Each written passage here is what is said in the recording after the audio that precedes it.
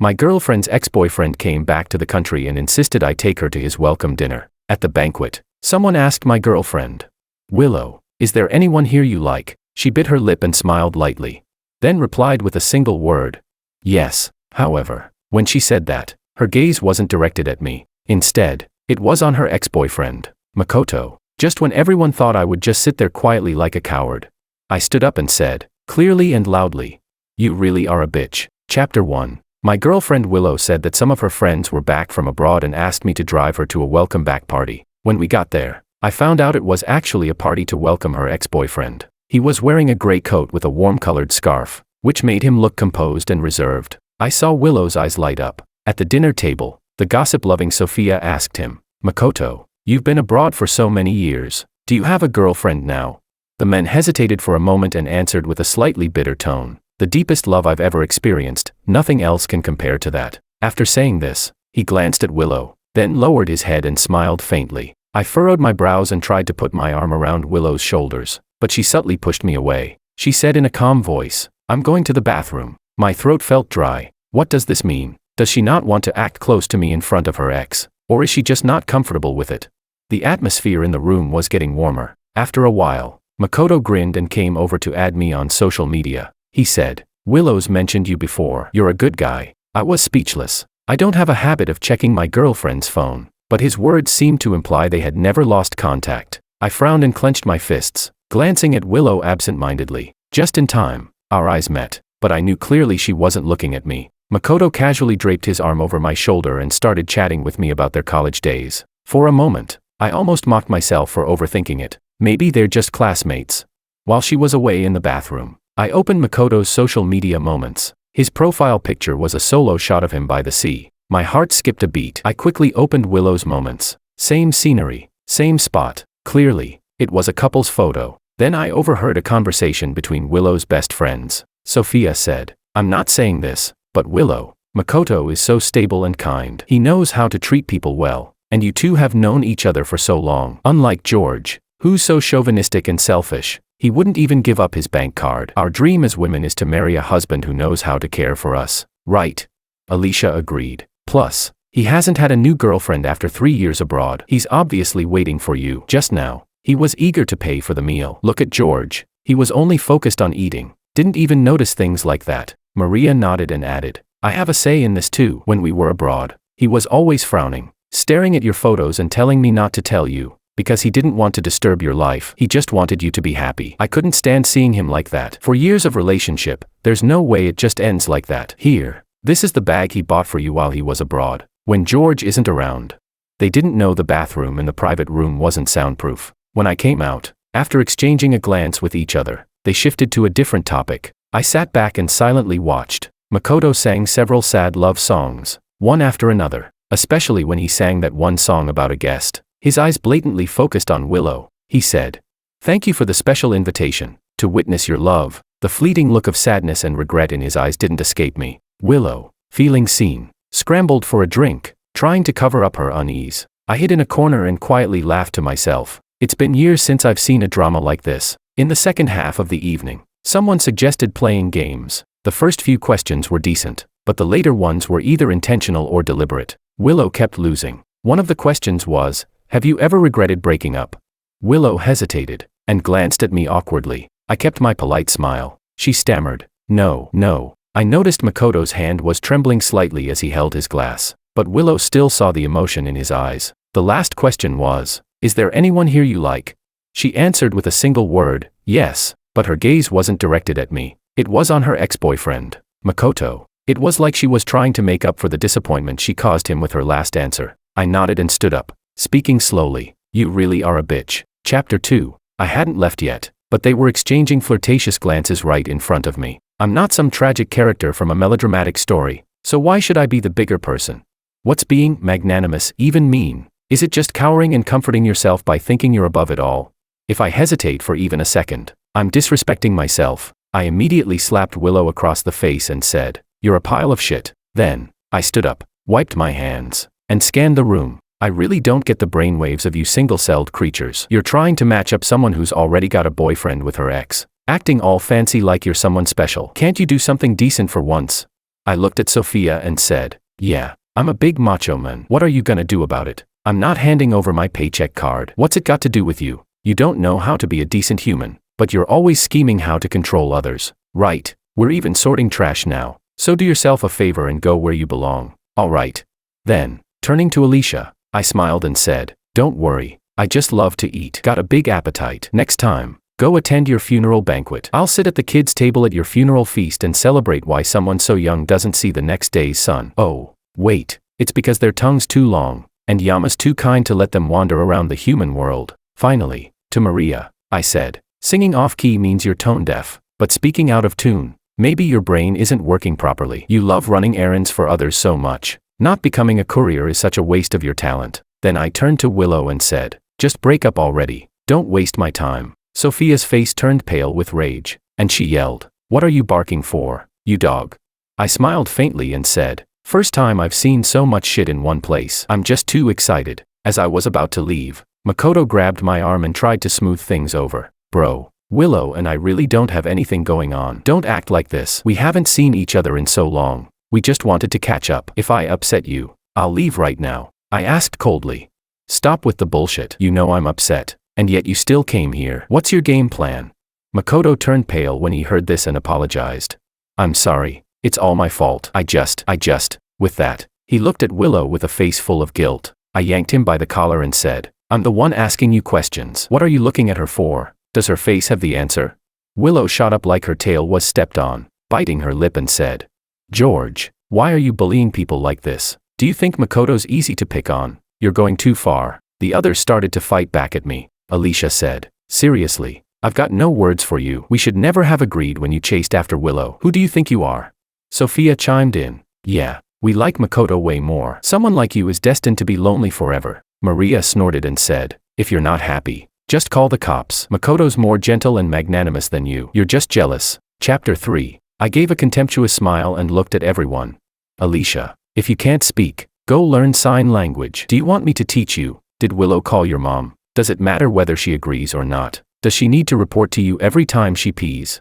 Sophia, you're truly like a cockroach sneezing, spraying shit all over your mouth. If you know I'm right, so go ahead and write this down. I'm not the type to die alone, so you don't need to worry about me. What I'm worried about is whether you can handle the consequences of talking like that without getting your ass kicked. Maria, you know so much about his character. Are you sure you've spent so much time with him that you've experienced it firsthand? The world's big, but it can't match the size of the gap in your brain. And by the way, I can't call the cops, because I'd need the dog catcher squad for you. Promise me, next time at least try to pretend to be human. Could you make it look a little more convincing?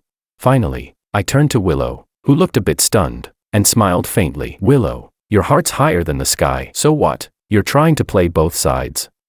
Who do you think you are?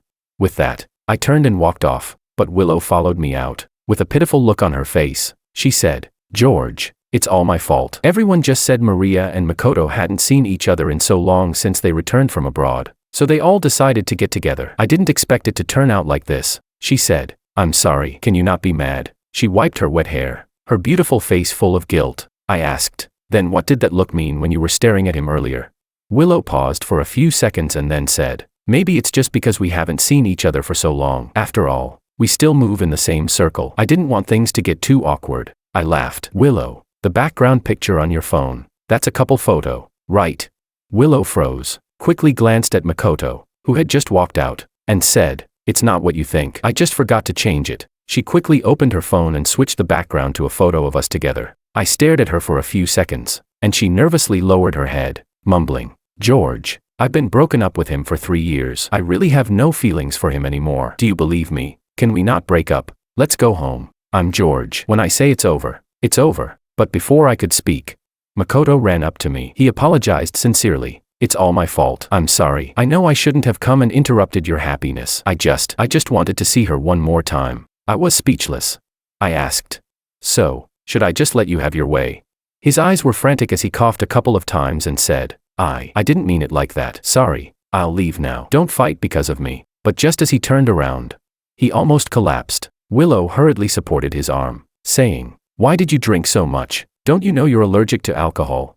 Her voice full of concern. Makoto, supported by her, looked at her with deep affection and said, I was just so happy. I didn't realize. I crossed my arms and watched them. Willow bit her lip and explained to me, George, Makoto's allergic to alcohol. He could be in danger if he drinks too much. Can I take him home? I was confused and asked, what do you think, Willow? The next second, Makoto muttered, it's so itchy. He pulled at his collar, and the skin on his neck turned bright red. Willow, her eyes full of worry, said, don't scratch, you'll make it worse. I stared at Willow and asked, Willow, are you sure you want to go with him? She shook my arm and pouted, George, I'll come back to you after I take him home. He might need to go to the hospital, I replied. Okay. I walked past them, but out of the corner of my eye, I saw a flash of smugness in Makoto's eyes. Later, I saw his WeChat moments, where he posted, on this cold night, I'm glad you're here. The picture was of a woman's back in a kitchen. Of course, it was Willow. Chapter 4. I met Willow through work. She has a gentle personality, stunning looks, and the most important thing, an amazing figure. To be blunt, I was just after her body, so I directly started pursuing her. After a series of accidental encounters and romantic surprises, I successfully won her over. It's been a year now. I knew she had a boyfriend of 4 years, but that was in the past. She said he'd gone abroad and wouldn't be coming back, so I didn't bother to dig deeper into their situation. Looking back now, their breakup wasn't because of a lack of love, but rather the objective reason of long distance. Thinking of Makoto's smug post on social media, my nails dug deep into my palm. I, George, have always been a dominant figure in the street. If I had a grudge, I'd settle it on the spot, but I didn't expect this ex of hers to be so sneaky. This is starting to cross into my blind spot. I need to think this through. Willow sent me a message. Babe, it's raining tonight. I bet you didn't bring an umbrella. Huh? I'll pick you up after work. Then we can go to your place. Is that okay? I was about to refuse when the team leader came in with a new recruit. I looked up, and to my surprise, there he was, Makoto. Things were starting to get interesting. I deleted the message I was about to send and replied with one word, okay. I wanted to see what he was up to. After the introductions, Makoto walked straight up to me with a sincere look and said, George, what a coincidence. I look forward to working with you. He still had that warm, gentle demeanor, but I knew this wasn't a coincidence. It meant one thing. He and Willow had been in contact all along. How long had this been going on? I stared at Willow's profile picture, trying to remember. At the newcomer gathering, Makoto didn't drink. When I went to the bathroom, I ran into him. He smiled, washing his hands, and said, sorry, George. Willow came over to my place yesterday. You're not mad, are you? His apology couldn't hide the smugness in his tone. I laughed. Why would I be mad? I'm not a trash can. I don't take in every piece of garbage. His smile froze, but he quickly regained his composure. As he walked past me, he said faintly, I was with her for 4 years. You think 1 year of dating can compare? I really couldn't understand his logic. Who the hell wants to fight over trash? If I toss it, I'll just find another girl. What's the big deal? He continued. If something happens to me, she'll definitely come to me first. George, be smart. Don't compete with me. I laughed out loud. You really are a trash can. Huh? You really know how to pack things. You look like a QR code. No one even knows what you are until they scan it. Makoto's face turned pale with rage. Chapter 5. After dinner, a heavy rain started pouring down. I saw Willow standing outside holding an umbrella. When she saw me, she walked towards me happily. But when Makoto came out, she paused in her tracks. She deliberately didn't greet Makoto and walked straight to my side, linking her arm with mine, handing me the umbrella, and saying, George, let's go. I didn't take it and instead took out my own umbrella, saying, I brought my umbrella. She froze for a moment upon seeing my action. Willow wasn't angry. She still spoke softly. George is so thoughtful. With such heavy rain, one umbrella would leave both of us soaked. A colleague who passed by asked Makoto. Makoto, didn't bring an umbrella. He replied with a quiet At that moment, a thunderclap sounded, and Makoto sighed, saying, really unlucky. Looks like I'll have to get soaked. I clearly saw Willow's hand tighten around the umbrella. Pretending not to care, I looked at her and said, let's go. She replied with a soft her gaze drifting toward the heavy rain as she muttered, this rain might last all night. I understood what she meant. She was worried about Makoto, who didn't have an umbrella. Can't get a taxi. The rain kept pouring down. Without changing my expression, I opened the umbrella and walked into the rain. In my peripheral vision, I saw Makoto frown, looking at Willow with a pitiful expression. Soon enough, Willow's figure appeared beside me. She pretended as if she hadn't noticed anything, lightly saying, let's go. We'll head home. When we reached the subway entrance, her phone lit up. Her eyes darkened, her face full of concern. I smiled and asked, is your best friend looking for you? When I asked, She seemed to snap out of it and nodded absent-mindedly, but her gaze was still fixed on the rain outside. The sound of the rain was like someone crying. I asked, "Willow, are you sure you want to go to my place now?" She answered, "Of course." I chuckled lightly, then deliberately asked, "Are you worried about Makoto not having an umbrella?" She bit her lip and said, "Of course not. Don't think like that about me. I'm not in contact with him anymore." After saying that, she tried to nestle into my arms like she usually did, but I extended my arm to keep a safe distance, casually saying, "All right, I believe you, but if I find out you're lying, Willow, it won't be a simple let's part ways nicely." She paused for a moment, then looked up at me and coldly snorted. "I wouldn't." I nodded and pretended to be magnanimous, saying, "Fine. How about we just go home separately today? The rain's too heavy. My place is far. Don't catch a cold. Also, we've run out of stuff, so it's not convenient to buy more. Don't bother. Actually, I've got some work to do, so I'll be late." Her place is in the opposite direction. She hesitated for a long time, then carefully looked at me and asked, "Then should I just go home now?" I nodded. Seeing that I didn't insist, she started walking in the opposite direction, but I followed her closely. After exiting the station, I saw her quickly disappear into the rain, holding her umbrella. This is the second time she's lied to me. The pain on my face felt real. The blood of revenge slowly pulsed through my veins. "Willow, I gave you the chance to save face. From now on, don't blame me." Chapter 6. As expected, I received a message from Makoto, sent privately. He said, "I told you, if I had something, she would show up in front of me immediately. You lost." He quickly retracted the message. I almost crushed my phone. It wasn't that I liked Willow so much. It was because, one day, someone actually dared to shit on my head. He was really asking for trouble. I made a call. Soon, a Bentley pulled up in front of me. I got into the back seat, told the driver an address, and as the car merged into the main road, the woman beside me coldly snorted and said, "How did you manage to make yourself look so pathetic?" I frowned and said, "Stop nagging." Anna teased, "Did you have a fight with your little girlfriend?"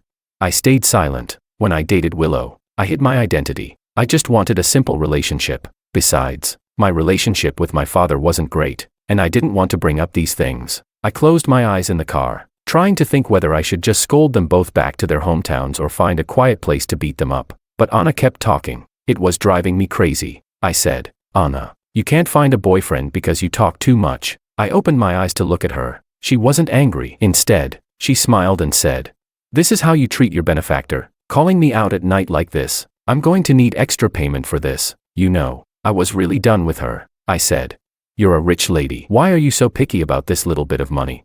She said in a high-pitched voice, "Not picky. I'm just preparing to get married. You know, I've got to learn how to manage the household." I shivered, but then got back to the topic. I said, "I just want to see what he's trying to pull next. By the way, how's that thing I asked you to do going?"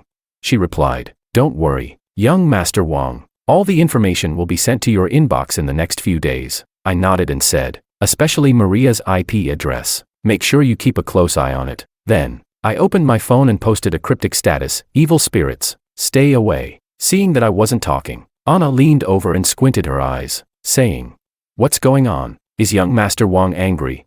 I was speechless. I said, "Angry? Do you think I would get mad because of a woman?"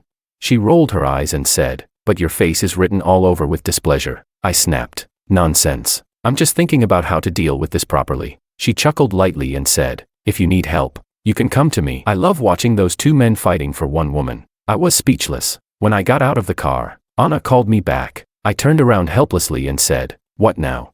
She blinked and asked, "About what we talked about last time. Is that still valid?"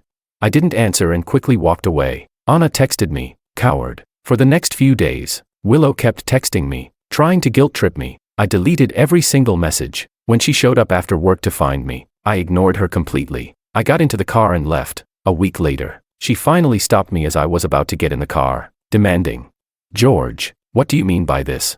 I opened the car door, looked at her, and said, "Don't you know what breaking up means? We have no relationship anymore. Understand, talking to you is really exhausting." Her eyes reddened, and she said, "I didn't agree to it." Then she added, "And I can explain." Her voice trembled as she continued, "Since that day, I haven't contacted him at all." I snorted. "Which day?" Willow's expression flashed with a moment of embarrassment. She bit her lip and said, "The day of the heavy rain." She was really good at being vague, but that night, even after I blocked Makoto, he still sent me a message. "I heard you guys were still using protection when you slept together." I didn't. I was so mad that I spent the entire night hitting the punching bag. And then, from a few clues on Makoto's social media, I found his account. I discovered that, in fact, they had never stopped contacting each other. As if on cue, Makoto appeared and grabbed Willow, saying, "Why are you still looking for him? Look at him. He's renting luxury cars to pick up girls. A guy like him isn't worth your time." I looked at Willow and sneered. "He's right. Just look at how worthless you are." Makoto was speechless. He froze for a second and then said, "I told you. George is just a scumbag. Now you should believe me, right?" Willow grabbed my hand and wouldn't let go. She said, "George, is that true? Have you really already moved on to someone else?" I remained expressionless and said, "Why? Do you need me to report to you?" "Wait, Willow, what's going on with your brain? You went to another man's house, and now you're talking about this. Is this your double standard?" She panicked and explained, "We're just classmates." I laughed. "Yeah, and I'm also classmates with the person in the car. You can go to your classmate's house, so why can't I?" Willow's face showed pain, and she said, "George, you still love me, right? You're just trying to make me jealous, right?" Hearing this, Makoto's face turned pale. I mocked Willow. "Do you want to hear yourself out loud?" The next second, Anna appeared, her long legs stepping out of the car. When Willow compared herself to Anna, everything about her, from looks to aura, was crushed. I heard Willow's voice trembling. "Miss Sue." Chapter 7. When I got in the car, I still heard Makoto's mocking voice. He said, "So, how's it going? Didn't I tell you? A guy like George, renting luxury cars, buying fake bags, using sweet talk to deceive who knows how many rich girls, and now you believe me, right?" I rolled up the window. Anna looked at me with confusion and asked, "Aren't you going to slap him, young Master Wang?" I was speechless. I replied, "You strike the snake by hitting its vital spot, one move to win it all. No chance for a comeback." She asked, "Is it worth it, to go through all this trouble for them?"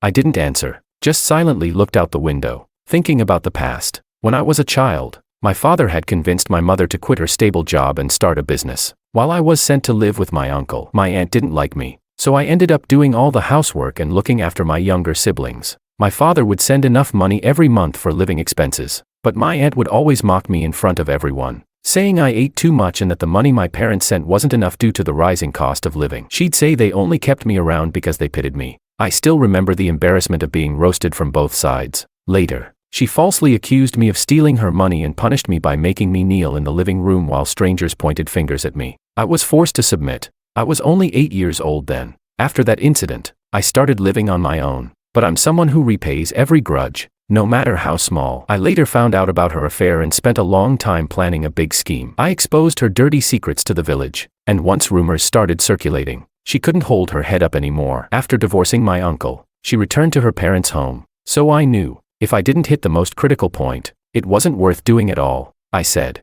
"It's not the right time yet. Let's wait." Anna gave me a long, scrutinizing look and said, "Well, I'll wait to see the show you're about to put on." I didn't respond, quietly waiting for the fish to bite. Willow still called me every day, driving me crazy, and the most direct attack came through Makoto, who kept opposing me at work with passive-aggressive comments, until one day, Willow got drunk at a bar with her girlfriends. Sophia called me and said, "George, can't you stop being so petty? We've apologized. Can't that be enough? Come comfort her. She's really upset. If she keeps drinking like this, something bad will happen." I listened to the noisy background and caught the sound of Makoto's mocking laugh. I calmly replied, "If she dies, just call the crematorium." They didn't even try to hide it anymore and began to insult me openly. She cursed.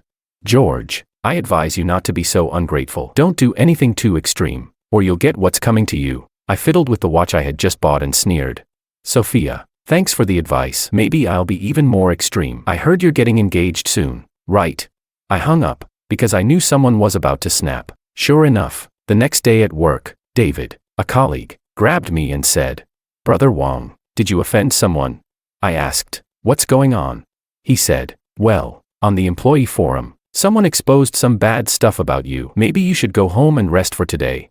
I opened my phone, and the headline on the screen was, "Be careful of being deceived. A scam artist rents luxury cars and buys fake bags to lure rich girls, even preying on elderly women." There were several pictures of me, mostly photos of Anna, the car, and high-definition shots of my father's secretary accompanying me while I bought watches and suits. They even forged some transfer records. Forgot to mention, the company I work for is owned by my father. I've had dinner with him a few times before. Of course, It was just for my own benefit. Makoto had written a passionate little essay exposing everything and posted it. He claimed I was shameless and immoral, that I used mistresses to hook up with wealthy women, and was ruining society's morals. At that exact moment, Willow sent me a link to the Weibo post, saying, "George, I've misjudged you. You make me sick." I glanced at the post. More than 500 people had already shared it. What a coincidence. I quickly forwarded the link to Anna, saying, "Track the IP, make it quick." Then I locked the screen and went into the office with David. I couldn't believe I still walked in like nothing was wrong. Makoto, in full victory mode, didn't even try to hide his mockery as he taunted me in the break room. Fine. The gift I had for him was ready. As soon as I sat down, he walked over and said, "I told you, you should have been more sensible." I pressed record on my phone, then innocently asked, "So, the stuff on the forum was all posted by you, right?" He remained guarded and didn't respond. I wasn't in a hurry. Then, I opened Willow's WeChat. I accidentally played a voice message. "Babe, listen to me. I have nothing to do with Makoto. I don't like him at all. He's just a simp. I never even look at him. And I heard that his circle abroad is a mess, with both men and women involved. How could I like such a guy?"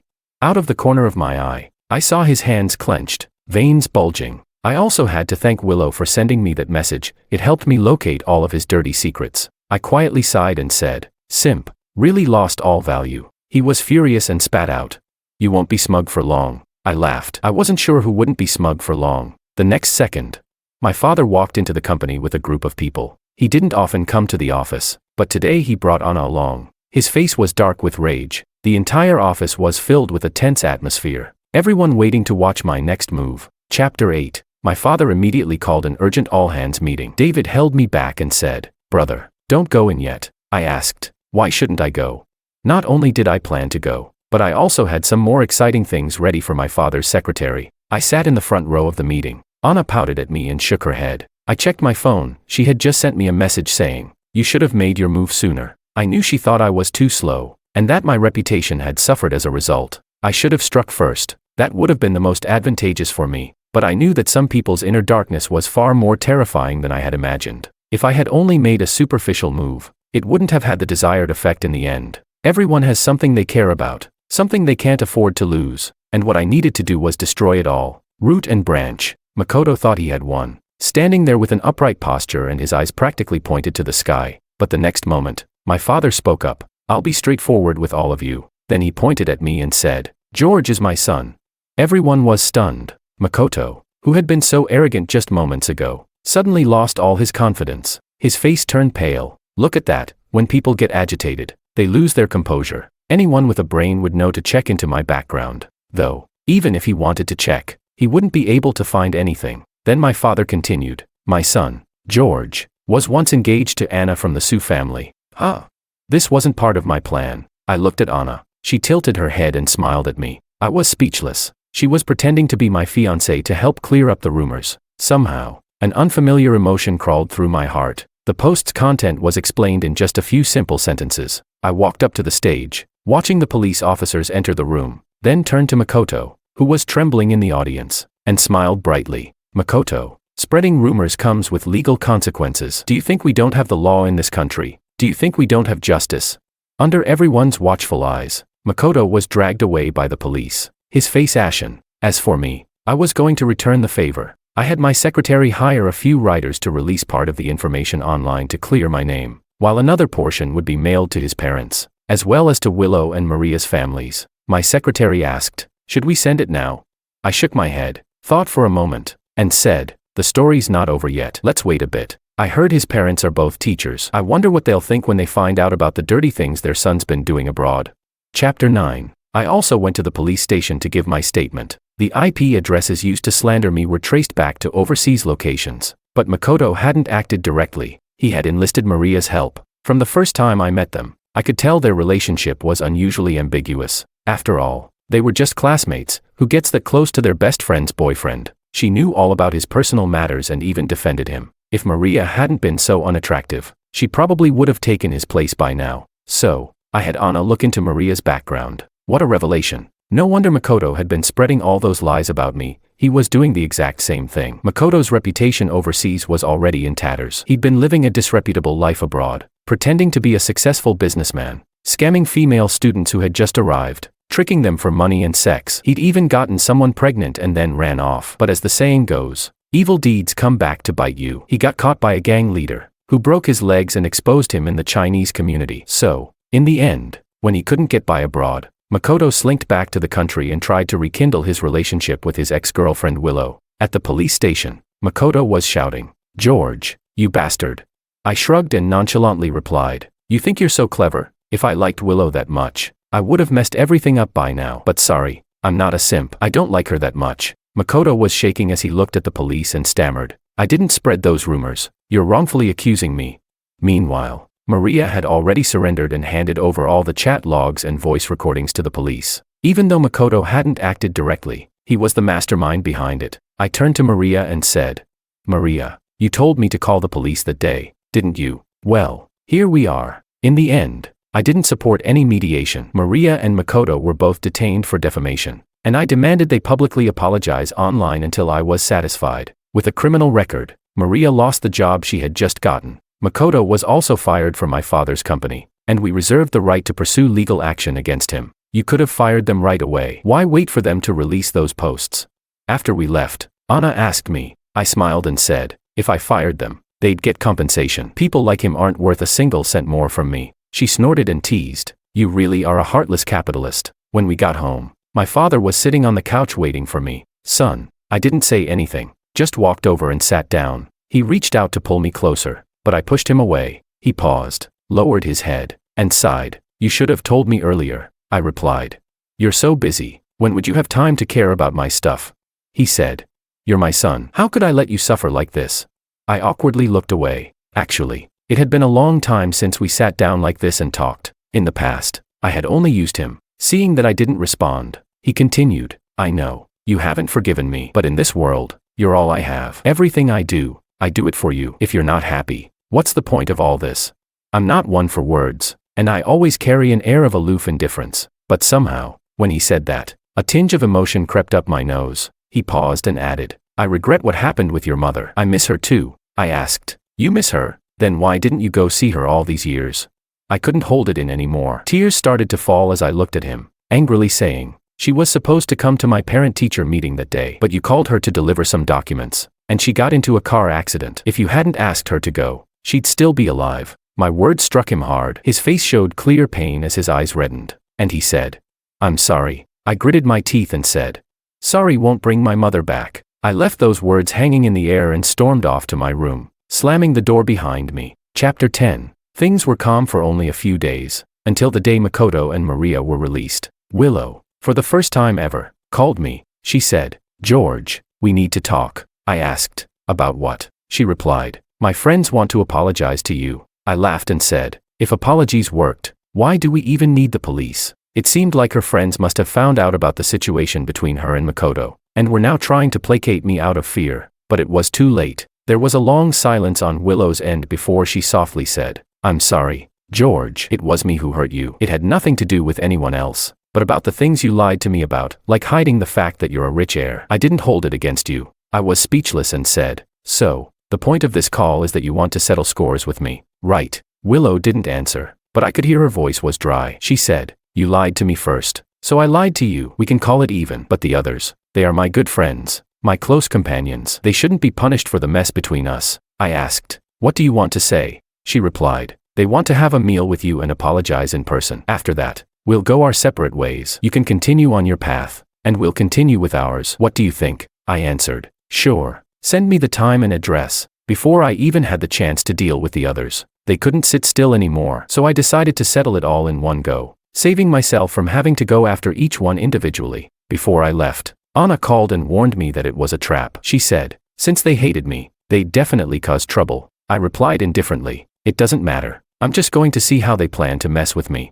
She sighed and said, "Then you need to stay on the phone with me. I'm ready to call an ambulance at any moment." I said, "Don't worry about me. Don't you remember I'm a kickboxing expert?" Anna answered, "I'm not worried about you. I'm worried about them. Just go easy on them." I chuckled, "Don't worry, they won't die." When I arrived, all 5 of them were there. Of course, a family needs to be complete. As soon as they saw me, they stood up cautiously to greet me. I took a long stride and sat down near the door. I crossed my arms and looked at them, saying, "Well, let's hear it. How do you plan to apologize?" Willow reluctantly stood up first and said, George, I'm sorry. I admit I hurt you. And I shouldn't have trampled on your love for me. I was speechless. What was she talking about? I never loved her. I was just interested in her body. She continued, you made me lose my job. I think that makes us even. Right. I looked up and realized that her job loss was the issue. Willow worked at the Sioux group. If it hadn't been for me reaching out to Anna, I would never have met Willow. I perked up, wondering what other tricks she might try. When she saw I didn't respond,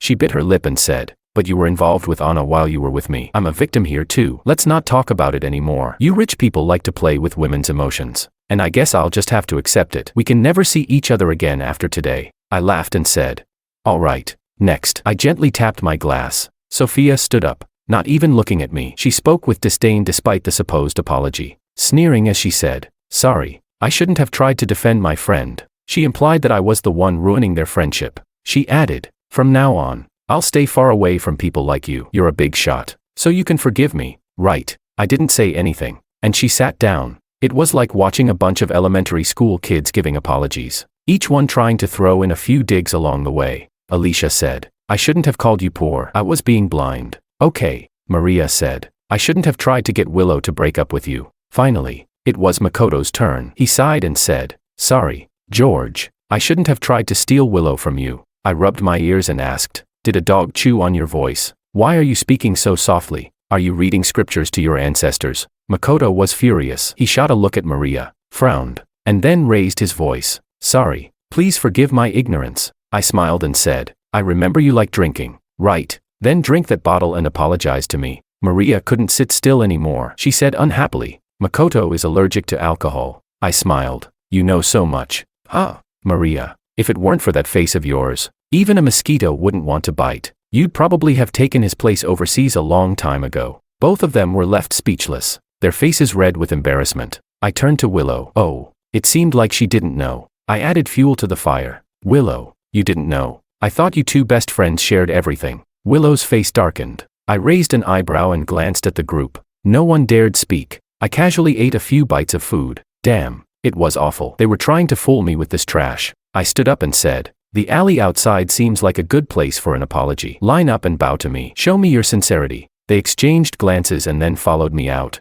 Chapter 11. After we came out, Makoto took the first shot. He shouted, what's so arrogant about you, you bastard? Today, I'm going to teach you a lesson for them. But I ignored him completely. In their puzzled gazes, I took off my coat and threw it over the surveillance camera to block it. Then I shook my head, stretched my muscles, and said, all right. That dry apology back there was really boring. You guys don't know how painful it is because the harm didn't fall on you. If I go too easy or too hard later, just bear with it. Without waiting for anyone to react, I first gave Willow 3 loud slaps, shouting, you're the best at shifting the blame. Huh? Well, then I wish you a house full of children, but no one knows who the real father is. In the next moment, I quickly stepped up to Makoto and slapped him hard across the face. I cursed, look at you, shameless as hell. You don't even look like a pig. Let me help you out. Great. His face was already swollen. Sophia, who loves to run her mouth. I gave her a big slap right on her mouth. I laughed and said, you must be the tree letters between A and D, I and P, V and N on a keyboard. Why are you so fond of meddling in other people's business?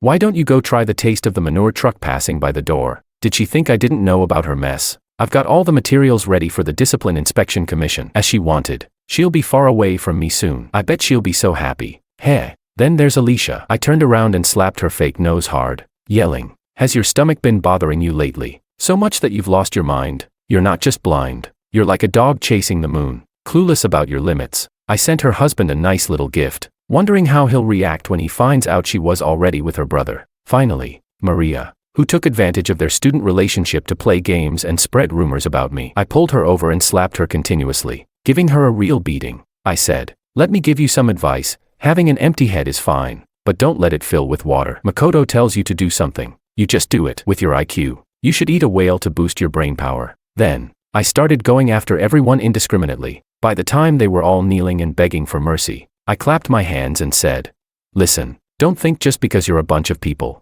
you can go head to head with me. What I've done to you is already a light punishment. I've never been a likable person because I hold grudges. You slap me once, I'll slap you back, and I'll punch and kick you as well. Sometimes, when the law can't solve the problem, I solve it in my own way, George's way. Chapter 12. By the time I got home, It was already late. The lights were still on inside, so I knew my dad was back. I went in, took off my clothes, and sat across from him. After a moment of silence, he said, "Don't worry. I'll handle everything from here on out. No one humiliates my son and gets away with it." I didn't say anything and just crossed my legs, playing on my phone. He seemed a little awkward and sighed. "I don't have many desires. I just want you to be happy and healthy." I said, "Dad, do you think I'd be healthy growing up if I didn't do these things?" I looked up and stared into his eyes. "Before I was 5, I had a family with both parents, but you insisted on doing business and abandoned our stable life, leaving me alone in my hometown." I paused and continued.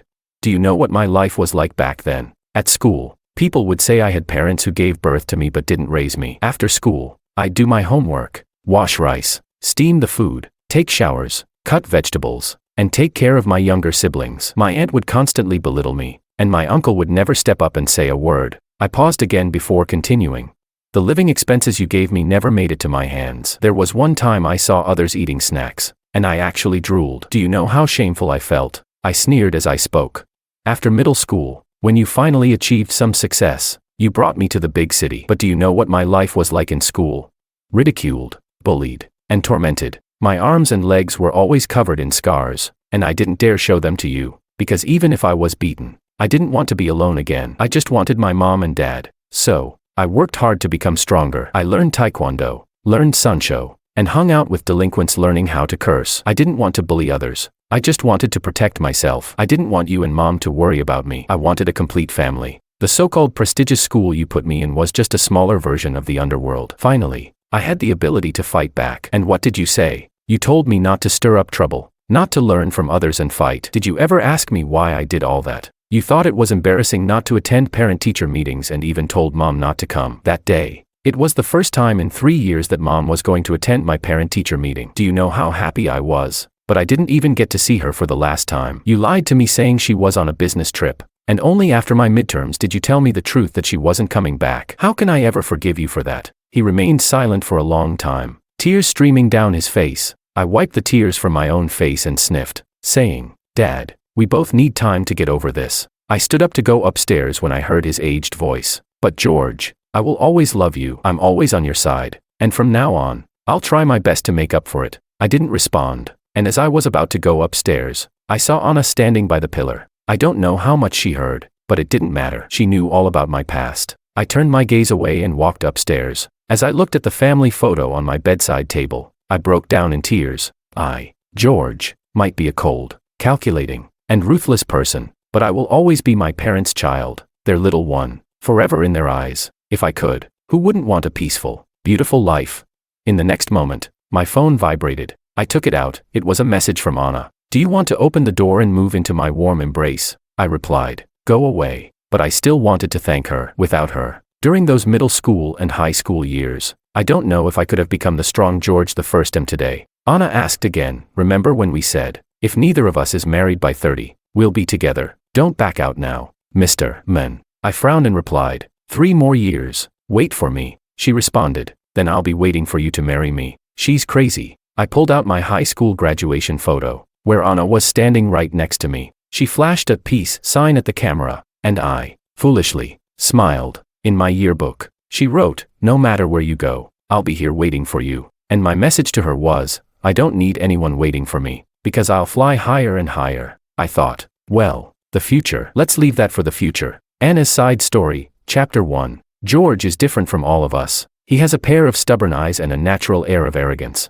More than half of the class is made up of students who've come up from the same elementary school. They form cliques, favor the rich, and dislike the poor. At such a young age, we're all exposed to these kinds of things. When George first arrived, everyone was curious about him, especially when they learned he was from the countryside. I sat behind him. I always saw him sitting straight, like a wolf pup ready to pounce. It seemed like he was trying hard to fit in. Then, after the first test, he came in first place. The day after that, during the break, I noticed his arm was bruised and purple. Later, I heard that he had been isolated by the former top student in the class, who had begun bullying him. I remembered that guy. His last name was Bai, and he dressed very neatly. Such things were common at this school. The wealthy ones all have this "I don't like you, and you don't like me" attitude. I was worried about George, but he remained completely calm, calmer than any 12-year-old should be. If it had been anyone else, they would have run to the teacher or their parents, crying and complaining. But not him. He still sat up straight and continued coming in first place on every test. One day, I happened to run into him being attacked in the bathroom. Just as a fist was about to land, I saw him grab the person's hand and counterattack. Everyone around us was stunned. But, unfortunately, there were too many of them, and George's strength alone wasn't enough. I helped him and called the teacher. In the past, I'd been afraid of being isolated, so I never dared to interfere in these things. But seeing him take the blows, my heart hurt. George leaned against the wall to get up and thanked me. Before I could say anything, he looked at me and said, "Don't get involved with me. They might retaliate against you. I'll get stronger on my own." I looked into his clear, bright eyes and, for some reason, my heart started beating faster. Later, I ran into him at a training class. He was learning Sancho, and his eyes were filled with fierce determination. Suddenly, I remembered that moment when he fought back, and I could see it reflected in the current him. This person is incredibly resilient. From being trampled underfoot to being able to throw punches and hit back with both hands. He didn't take long at all. He said, "I never start trouble, but I'm not afraid of it. If someone respects me by a foot, I'll give back a yard, but if they slap me, I'll punch and kick them back." Such a stubborn wolf pup. After that, no one dared to bully him anymore. He earned their respect with his own strength. When he entered high school, he became more withdrawn and silent. That proud wolf pup seemed to have collapsed all at once. I found out later that his mother had passed away. He didn't seem to have many friends and became even more isolated, more solitary, with a bad temper, but his grades were still among the best. Whenever someone new who didn't know his backstory tried to challenge him, he'd break their hand with a single strike. One day, I asked him why he wasn't happy. He said he'd always felt like the extra one, the one who didn't belong. His parents were never home, and his uncle and aunt didn't like him. Finally, when the whole family could gather, his parents were just too busy. The only person who loved him, his mother, had died in a car accident. It seemed like this world was just like that. Later, in the high school yearbook, I wrote, "No matter where you go, I'll be here waiting for you." He smiled and wrote, "I don't need anyone to wait for me, because I'll fly higher and higher." Those were truly the words of the proud and stubborn George. Anna's side story, Chapter 2. There was always no one around George and me, until one day, when I took advantage of his drunken state and jokingly tested him by saying, "If we're both single by the time we're 30, how about we try being together?" He drunkenly agreed. I recorded the conversation as evidence, so that later on, he wouldn't be able to back out. I'm such a bad woman. But then one day, I saw a post on his social media saying that he had a girlfriend. I asked him how he suddenly got a girlfriend. He said that other girls were reserved and slow, but this one, when he gave her a gift and confessed, she accepted immediately. He'd never met such an unpretentious girl. The most important thing was, George said this girl was gentle and cute. I looked her up. Her name was Willow. She worked at Sue Group. It seemed like it was I who had introduced them. When I found out, I nearly wanted to kill myself, but then I realized, George seemed to like gentle and cute people. During that time, I tried my best to change, until one day, the maid looked at me with a troubled expression and asked, "Miss Sue, are you planning to fire me?" I was confused. She said, "I don't know why, but lately, your smile gives me the creeps." I was practicing being gentle, and they said I gave them the creeps. Forget it. Sue, can't learn to be that way. So I gave up. I thought George was just casually dating, but to my surprise, a whole year passed. Every time, I secretly hid downstairs from his house, watching him come back. I couldn't help but wish that the person walking beside him was me. "I'd wait right here behind you, George. You just have to turn around, and you'd see me." It hurt so much to realize that there was someone I could never have. Thinking about it made me angry. Then one day, he called me and asked me to help him look up something. Since he started dating, we hadn't talked in a long time. I asked what was going on. He said it was nothing, just that he was itching for a fight. He hadn't felt that rush in a while. I realized maybe that woman had betrayed him. I was so angry. The man I liked was being cheated on. So, I had people investigate it all. That day, it was raining, and George called me to meet him. I knew that he was about to do something. Sitting in the car with him, he looked tired, almost like he'd gone back to his student days. I knew sometimes, he didn't want to look back. I wanted Sue Group to step in and help him, but he stopped me, saying, "I don't get involved with people's problems,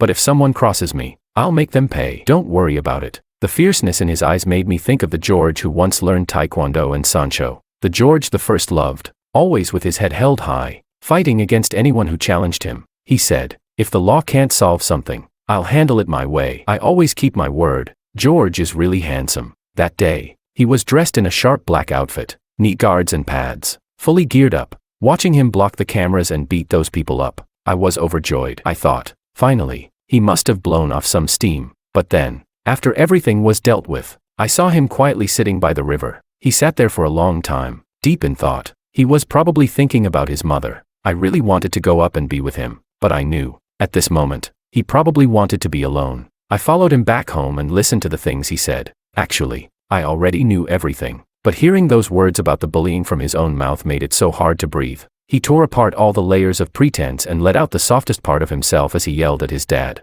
But I understood. This was him starting to let go. He was finally ready to put the past behind him and start over. I said to him, "How about opening the door? Come stay in my gentle haven." He replied, "Go away, go away." That stubborn wolf pup was back. Even if he doesn't accept me now, it doesn't matter. The world is round, and the people who are meant to be together will eventually come together. So, George, for the rest of our lives, please take care of me.